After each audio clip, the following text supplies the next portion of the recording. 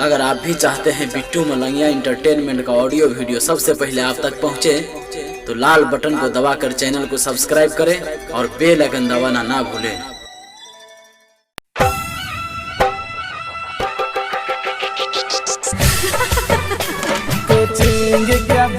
अखन अपने सब सुन रहल छी बिट्टू मलंगिया इंटरटेनमेंट के कोचिंग के बेरिया मिला है गे छौरी छौरी डीजे मनीष रक्सौल बेरिया star digital recording studio Dalsinghsarai. छौरी घंटी बजाबै छही हंस के हमरा दिलबा में तीर चुभल कस के।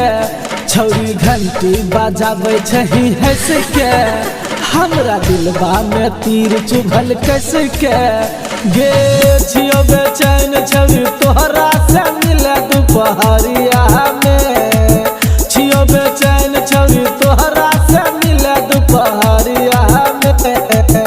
मिले अब है गे छौरी कोचिंग के बेरिया में। मिले अब है पातर की कोचिंग के बेरिया में। मिले अब है गे छौरी कोचिंग के बेरिया में। कोचिंग के बेरिया में डीजे बिट्टू मलंगिया कोचिंग के बेरिया मधुबनी मिला अब है गे छौरी छौरी कोचिंग के बेरिया में। कनमा में बाली होठ रंगा लगाई के रेंजर से चले छही रखिया दबाई के रखिया दबाई के रखिया दबाई के। कनमा में बाली होठ रंगा लगाई के रेंजर से चले छही रखिया दबाई के। तोहर मुस्कान छौरी ले ले तो जान गे देखी के छौरी डोलो हमरो ईमान गे हमरो ईमान छौरी हमरो ईमान गे। गर्दा तू राबै छही गे बजरिया में। गर्दा तू राबै छही गे बजरिया में।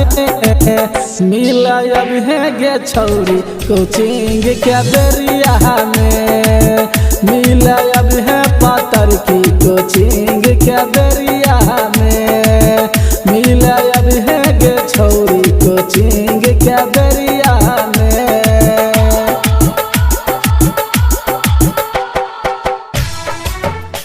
कोचिंग के बेरिया में कोचिंग के बेरिया में। मिला अब है गे छौरी छौरी कोचिंग के बेरिया में।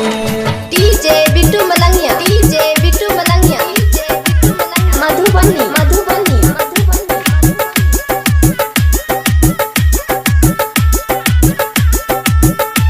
कोचिंग के बेरिया में।